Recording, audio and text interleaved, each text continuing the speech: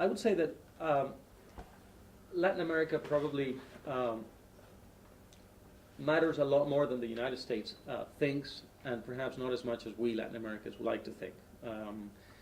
We have had in the last few years almost a non-existent policy toward Latin America on the part of the United States.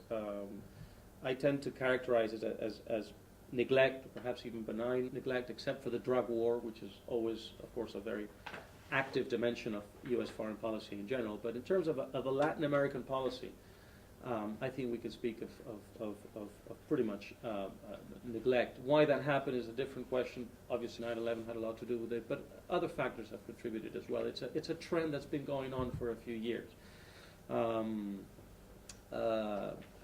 I think this is wrong. I think Latin America should be part of the U.S. world focus a lot more than it has been.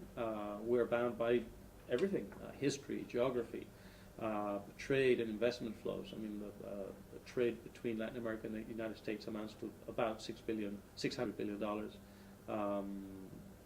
The accumulated investments in Latin America by U.S. companies amount to about $400 billion in the last few years, $25 billion last year alone. U.S. sales to Latin America support at least 2.5, perhaps 3 million families here in the United States directly, and perhaps many more indirectly. 15% of the population here in the U.S. is Hispanic, and immigration, including illegal immigration, continues to be an important part of this equation. So clearly we matter. Now, I think that it would be wrong to say that what is happening in Latin America, which you can characterize in different ways, the reemergence of populism, the tilt to the left, you would probably talk of a more independent policy vis-a-vis the United States on the part of Latin American governments. Whatever way we characterize it, I think it would be a mistake to think it's the fault or the responsibility of the United States. I have read in many different articles, and I've heard many important people speak of or ask the question, who lost Latin America? Nobody lost Latin America. What is happening in Latin America is essentially the result of homegrown tendencies and trends that have been, I guess, brewing for quite a while. I would say basically that there is a large chunk of the population that is not partaking yet in democratic life, in civil society, in the market economy in the way it would like to. It feels disenfranchised. Why that happens? Well, if you share my ideas, you will say that that is basically the result of many decades of populism and economic nationalism, and very elitist state-related policies. Other people will say it's a different story. But whatever you think, whether you come at this from the left or from the right, it's the result clearly of as I say, domestic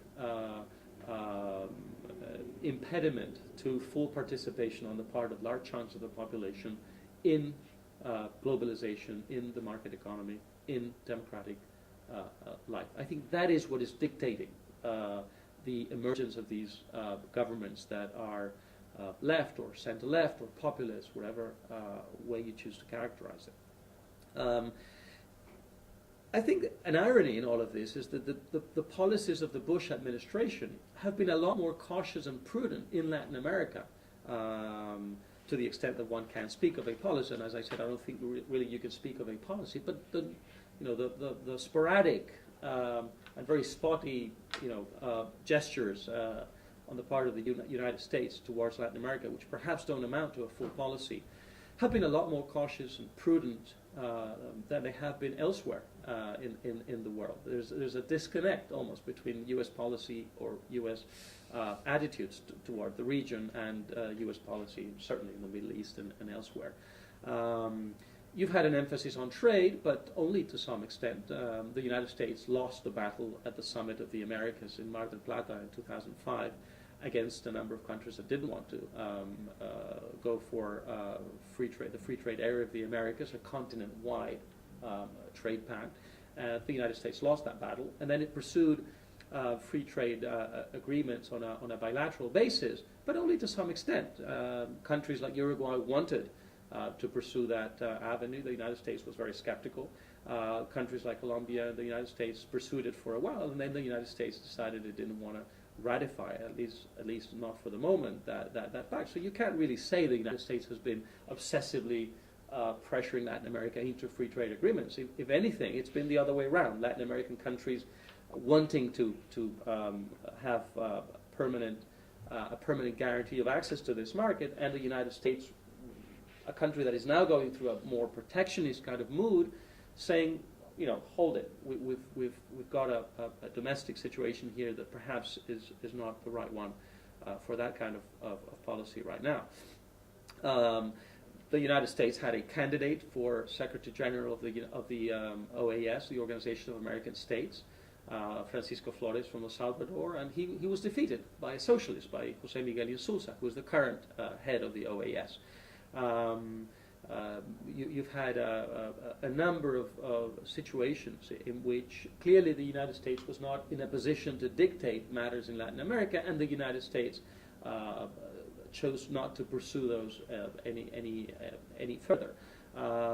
I would say at least since Tom Shannon came to the top post in the State Department, insofar as Latin American policy is concerned, you've seen an interesting attempt to pursue a relationship with the moderate left in Latin America, with Lula and with Vasquez and with Alan Garcia and Bachelet, in their, I guess, attempt to isolate the more radical, carnivorous left, as I call it, of Chavez and Morales and so on. But it was an interesting policy, a right-wing government in the United States pursuing a relationship with a moderate left Latin America. Whether it was successful or not is a different question, but there was clearly this pursuit. And in terms of confronting the more radical left, it's been more rhetorical than anything, and certainly the tone has I think come down significantly in recent times. I have not seen the U.S. administration confronting Morales in the way that it has confronted at some moments Chavez, for instance. So clearly not wanting to play into the hands of the radicals there, etc., etc. So it's probably a combination of things. Probably has to do with the attitude of neglect. Latin America doesn't matter all that much, therefore why should we invest all that much energy in there? Also having to do with the fact that there is a reality that Latin America is moving toward a situation in which the United States clearly understands that it's not in a position to influence the course of events in any very significant way. And also probably because you see a shift in the U.S. itself as the election draws nearer toward a less, I guess, confrontational kind of attitude. So all these elements have created a situation in which U.S. policy has been a lot more cautious and prudent in Latin America than it has been elsewhere. And I would make one exception, which is the drug war, which of course is something that is part of a long-standing U.S. position. Let me quickly go through what I think is going to happen in the near future. I think that if McCain wins the election, you will see a continuation of this inertia, and it will be more an inertia than anything else, than any sort of conscious design on the part of the U.S. administration. It'll be an inertia. It'll be a continuation of this sort of neglect or semi-neglect. I think they will pursue trade pacts occasionally and only insofar as they see domestic opinion in the U.S. moving toward acceptance of those trade pacts, and if that's not the case, then they will not pursue them. Because I think the Congress will be dominated by the Democrats, and I cannot see McCain investing a lot of capital in trying to persuade a Democratic Congress to accept these trade pacts if he doesn't think it's easily doable.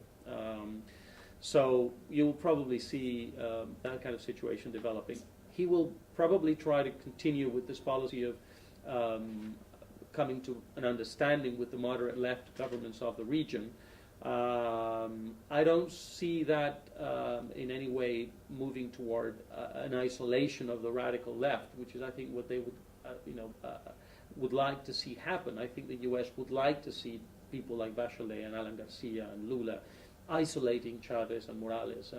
And these governments, with the exception perhaps of Alan Garcia, who is closer to Uribe in Colombia, have not wanted to do that. They are pursuing domestic policies that are clearly the polar opposites of what people like Chavez are pursuing in their own countries, but when it comes to foreign policy, they maintain a relationship which is, I think, closer than the United States would like to, and I think that will continue to be the case, even if McCain wins the elections. One thing that could change under McCain, of course, is immigration policy. That will very much depend on the configuration of Congress, the mood of the country, and how willing, again, McCain is to invest political capital in an issue that is very delicate internally. If he sees the Congress, which I think will be dominated by Democrats, moves in that direction, and that's something that is foreseeable, because Democrats, I think, are closer to the kind of immigration policy that Bush and McCain have been supporting so far. Well, then you might see immigration reform, and I think that will be very beneficial for the climate in which relationship between the United States and Latin America takes place. Apart from that, I don't see any major development or change. I think it'll be, as I say, more of an inertia. If Obama wins the elections, I think you will see some change. I think you will see the United States clearly de-emphasizing the trade dimension of policy toward Latin America.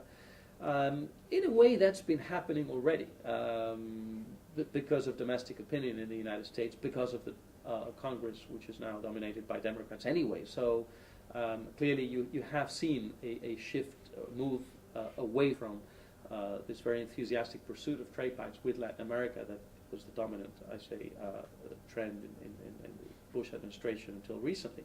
So I would expect Obama and the Democrats to continue to de-emphasize trade pacts. I would see a move away from this attempt to draw the moderate left into a sort of anti-radical left camp. I see the Obama policy more as a much less discriminatory in its attempt to engage Latin America.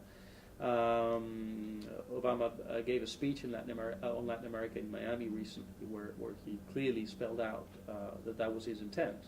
He wants to engage Cuba, he wants to engage Venezuela, he wants to engage other countries. So I would see again a move away from this idea of splitting the left into two camps. Which is, of course, not an invention of the United States. It's already happening in a way in Latin America in terms of domestic policy, the domestic policy that each one of these governments is pursuing, although not in terms of the relationship among these countries, which is still rather close.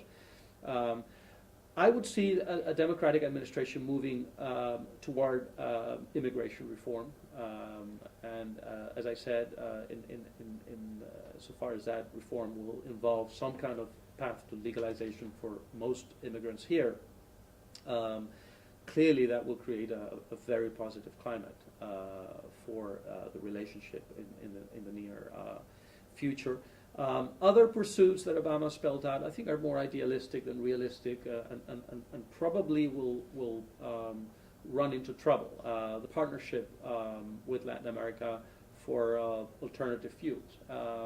That has already been, in a way, the policy of the United States, with less emphasis and with a less high-sounding rhetoric, but it's been the case. The ethanol partnership with Brazil, you might remember, Bush was in Brazil with Lula in his last trip to Latin America, and that was clearly the announcement that was made, a partnership with Brazil on ethanol. What's been the result of that? Another actively pro ethanol or alternative fuels policy. Well, the result has been that food prices are skyrocketing. It's been a major element. It's not the only one, but it's been a major element. So an Obama administration will have to weigh very carefully the benefits of a policy that might, in the long run, diminish dependency on oil, but in the short run will have devastating effects in terms of food prices. So I would say, essentially, to sum up, that the U.S. is much less influential in Latin America than it used to be. That the policy that has been in place for recent years has been one of essentially neglect, with the exception of the drug war. That in the near future, if McCain wins the elections, we will see a continuation of that trend, and if Obama wins, I think we will see shifts more in terms of atmospherics, of a climate in which the relationship takes place, than in terms of actual policy, because many of the things that he would do are already being done, because the U.S. administration is much less powerful domestically vis-a-vis a Congress that's already dominated by the Democrats. Okay. All right, we'll hear from Mark Weisbrot now. The first thing is you've had a long-term economic failure in Latin America, and this has been, whether it's true or not, it's been associated with these reforms over the last 3 decades. And so I think that's a really big thing. We mentioned the other one. That, just to take a look at that for a second, I always bring out this graph because I think this is the underlying basis of the election that we've seen in Argentina and Brazil, Bolivia, Uruguay, Nicaragua, Ecuador, and now Paraguay. This is from 1960 to 1980, you had normal growth for developing countries in Latin America. It wasn't huge. It was, half of what you had in South Korea and Taiwan, but it was enough to really raise living standards, even with the inequality that you have, and increasing inequality. And then from 1980 to 2000, you had almost nothing. This is just per capita growth here. There's growth in per capita income, or GDP, the most basic measure that economists have. Now, in the present decade, it's picked up some, but still very low, even if you count the last 3 years. They didn't, you're not going to get a good decade here, and we don't know what the future holds, especially with the U.S. going into recession, which will affect the primarily Mexico and Central America and the Caribbean, but possibly more of the region too. Not as much. So this is really, I think, the underlying trend. It's an unprecedented economic failure in some countries. Evo Morales, for example, took power, with income per person lower than it was 28 years before he took office.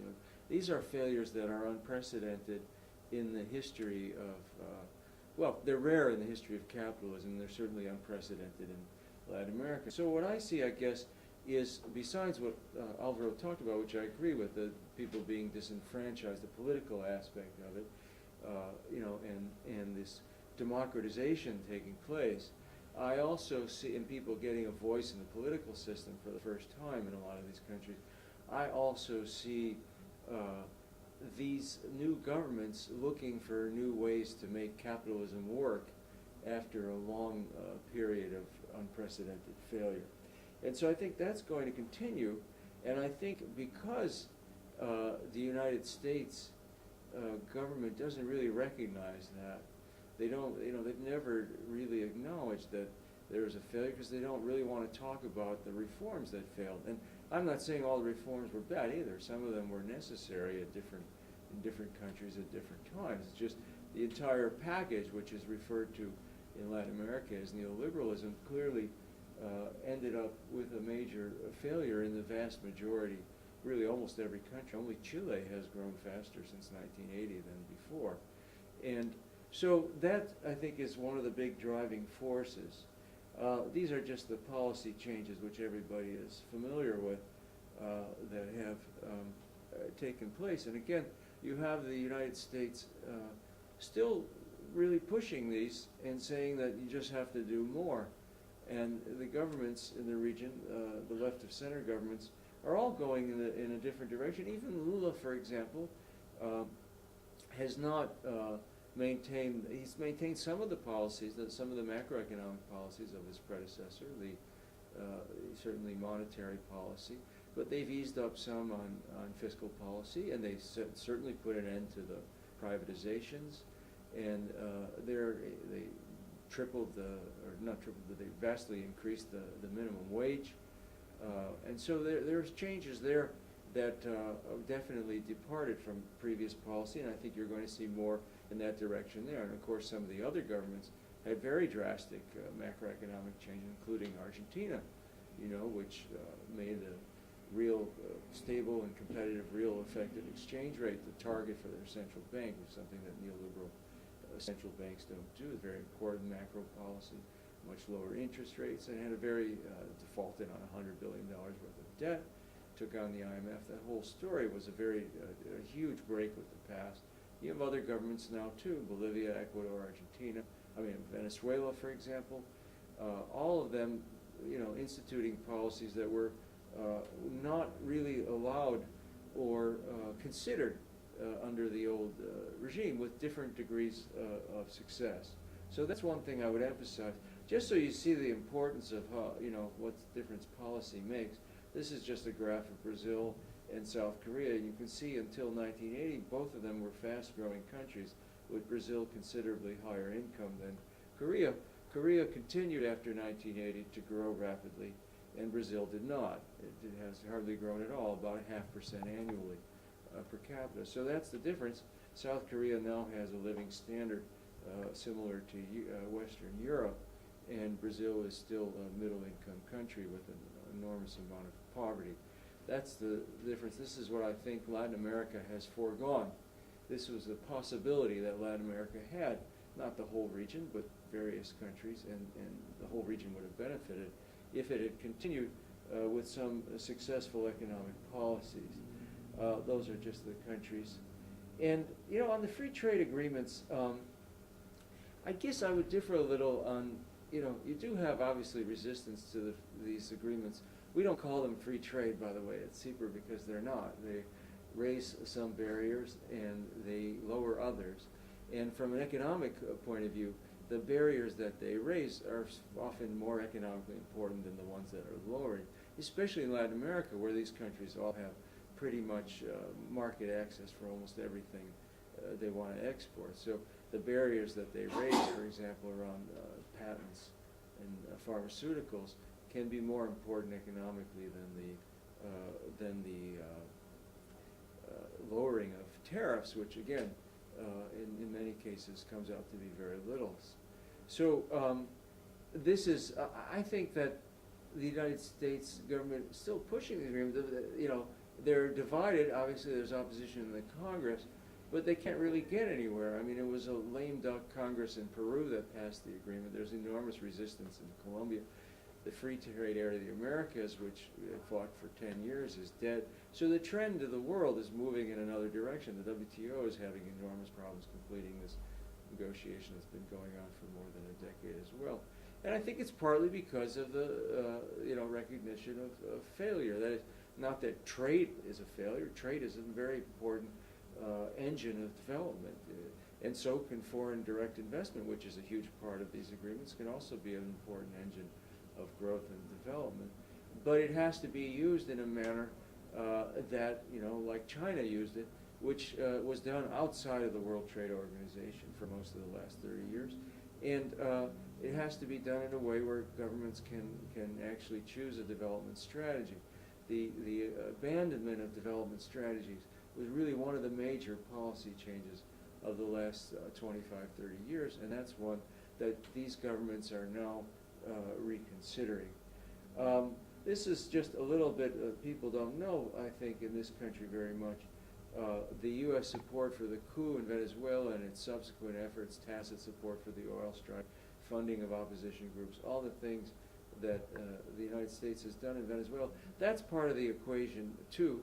This is part of the reasons why we have such bad relations with Venezuela, and I think it affects the whole region because, as Alvaro pointed out, the United States has tried very hard to isolate Venezuela and say this is the troublemaker, this is the bad guy in the region, but In fact, Lula and everyone else has pretty much consistently supported Venezuela because they see this dimension of the struggle. That is, that Venezuela is not really, despite Chavez's rhetoric, is not really the aggressor here. They're the ones that have been infringed upon. And I think this was true most recently. And that's, I guess, why I would like to be optimistic, as Alvaro is, and there is a possibility. But I see more collision course, because if you look at recent events, you know, the raid, for instance, the cross-border raid by Colombia into Ecuador. Now, there's another example where the United States clearly was the only country, practically the only country, didn't condemn this, and probably had gave the go-ahead for it, most likely. At least that's what everyone in the region believes. And clearly they, you know, they're pursuing, again, this strategy of confrontation. They killed the chief negotiator for the humanitarian accords. And the, you know, whatever you want to say about the dispute, clearly all almost all of Latin America is lining up on the side of Venezuela and Ecuador. You saw that in the OAS and the Rio Summit. And here's the United States, you know, which, you know, trying to be quiet and diplomatic, as you pointed out, Shannon is a diplomat, but nonetheless everybody knows where the differences lie, and they continue in the aftermath of this with the whole Interpol report. And yeah, you know, talk about hostility and aggression. I mean, the State Department acknowledges publicly that they're considering putting Venezuela on the list of state sponsors of terrorism. Now, you really can't get any worse than that if you're really trying to antagonize a country and you know, no matter how polite you are about in your language or what kind of diplomats you have, a nicer ambassador and things like that, if you're going to do things like that, you're going to get a very strong backlash. And so that's why I don't see the big changes. Now, you get to the future. What's going to happen? You know, well, McCain is obviously more of the same. You know, he's more aggressive than President Bush in many ways, certainly in his rhetoric. One thing you have to take into account is that you have to take everything a presidential candidate says with a ton of salt. And this is the reason that Florida, you know, is an obvious reason for this. You know, if you had in this country, I think, imagine that all the people who believed that Elvis Presley was still alive were concentrated in one state with enough electoral votes to swing the election. You know, you would have candidates arguing about the king of rock and roll and causing people, accusing people of being unpatriotic for saying that he's dead, and so on. And this is a lot of what you're seeing in this. So when Obama says in his statement that you know, he's defending the right of countries to go across the border like Colombia did, and you know, it's just basically saying I'm taking a position opposed to the rest of the region. I don't know that he's going to say that after the election. If he does, then you know, we're back to square one, and there was no election as far as Latin America is concerned. I don't really think he'll do that. I think that was, you know, a speech to the Cuban American, Cuban, what was it?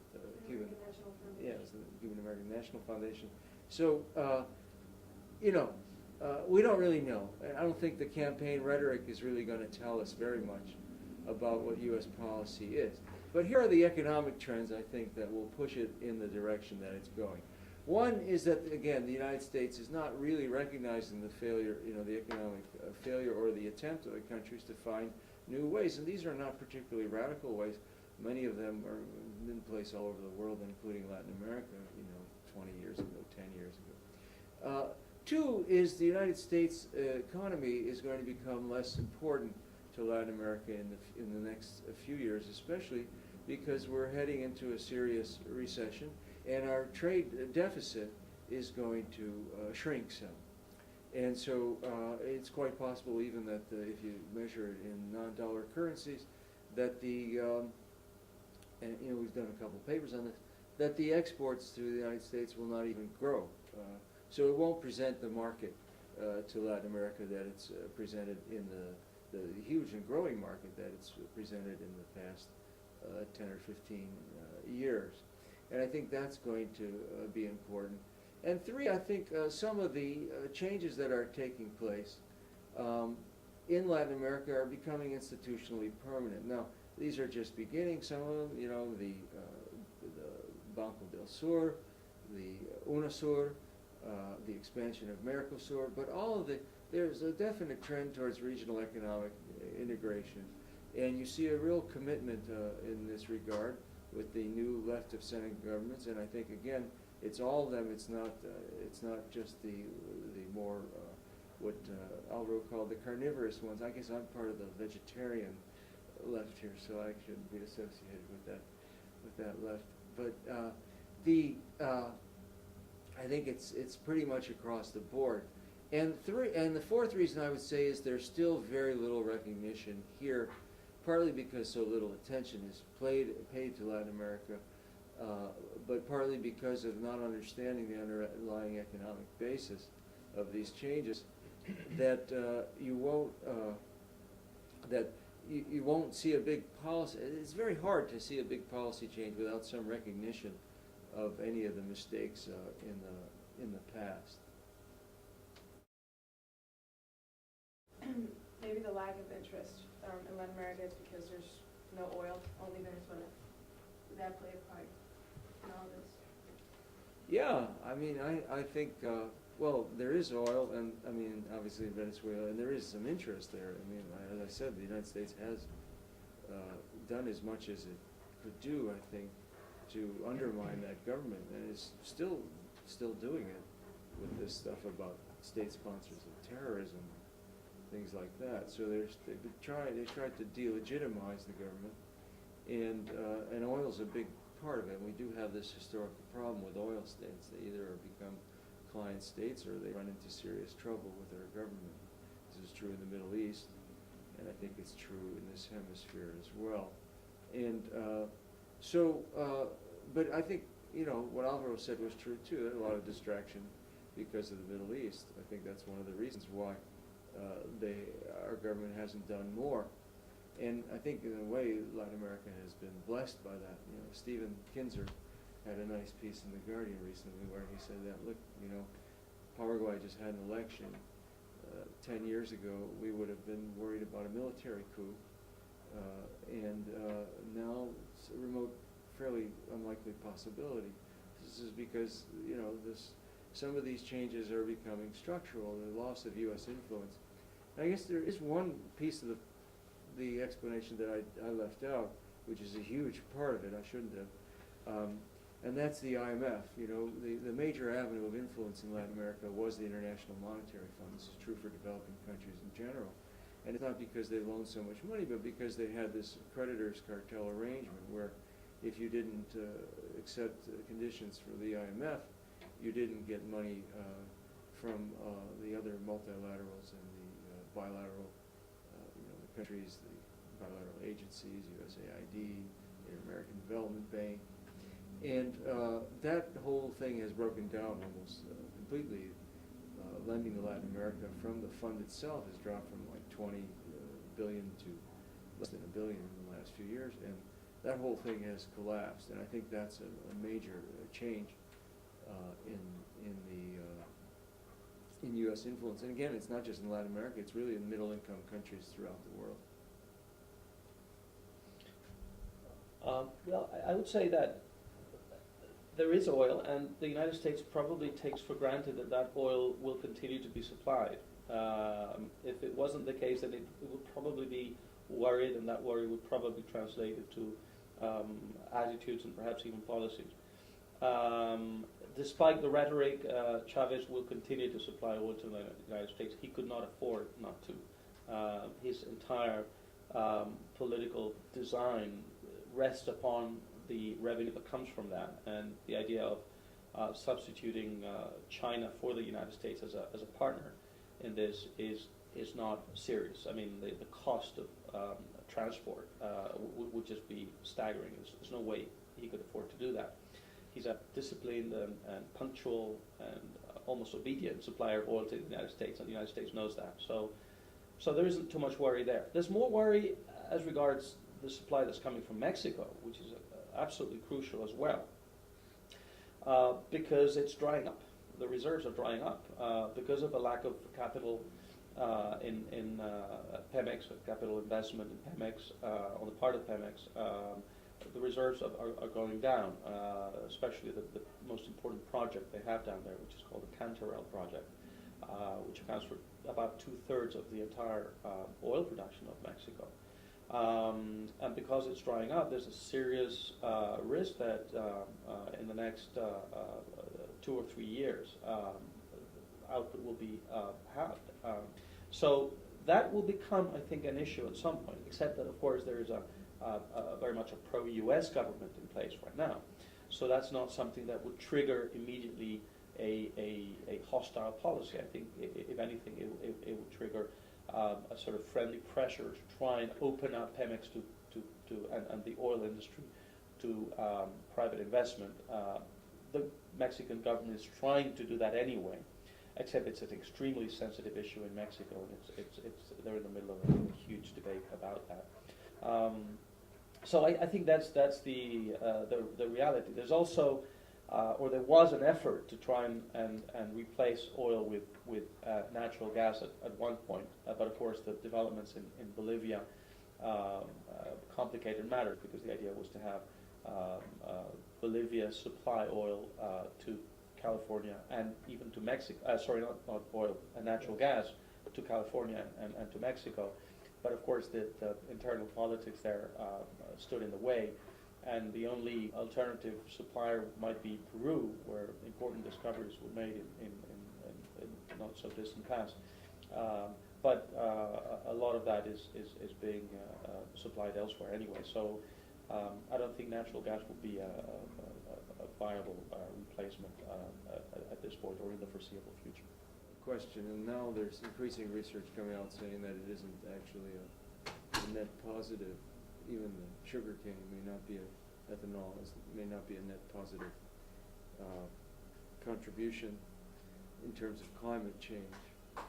So I think you will see some changes in policy there. I think some of the governments, Europe and Japan, that have these ethanol requirements for their gasoline might reconsider those.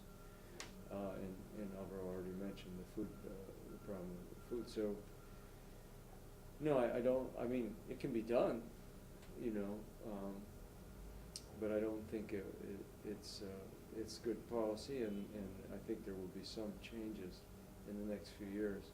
The second part was the. In general, what is the impact of the economic slowdown? Okay, yeah, we did a paper on that recently, and so I won't go through the whole thing, but basically, the impact is going to be strongest on those countries, Mexico, Central America, the Caribbean. The countries that have the so-called free trade agreements with the United States will be the hardest hit, simply because they have the exports. It's hard to predict exactly, because a lot depends on currency changes, and but there's no doubt that it will have a serious impact, especially on Mexico. Mexico went into recession in 2001 during our last recession, which was quite mild, and we're expecting this one to be much more serious. So I think it will have a significant impact on those areas, negative impact. I would simply add that I think the best move the United States could make on the ethanol front is to get rid of the tariff. Right now we have a very absurd situation, a government and a country almost, because this is almost a national aspiration now, clearly intent on making ethanol and other alternative fuels the centerpiece of their energy policy, using everything from subsidies to laws forcing the energy mix to be partly based on ethanol. And yet you have a 54% tariff against imports of ethanol from Brazil, which is the main producer, together with the United States. So I think that if you got rid of that tariff, you could clearly supply the market here, and you could lower prices, and it wouldn't be enough. But clearly, having that tariff is not only offsetting many of the internal moves, but also, I think, standing in the way of moving forward. In terms of the impact of, I think, it'll be significant. Mostly in Mexico and Central America, a lot more than in South America, I think.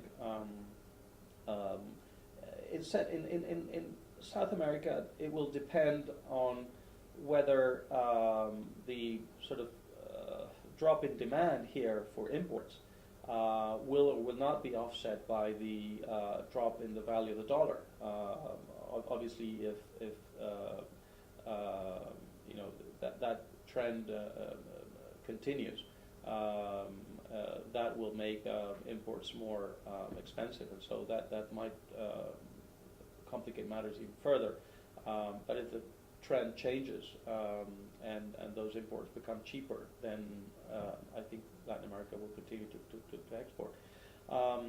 I was surprised to see that last year U.S. companies invested about $25 billion in Latin America. I would have expected that to drop somewhat with respect to previous years.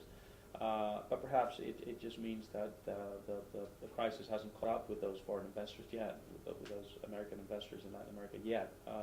I would expect in the immediate future a drop there as well, in terms of the amount of investment that's going down south.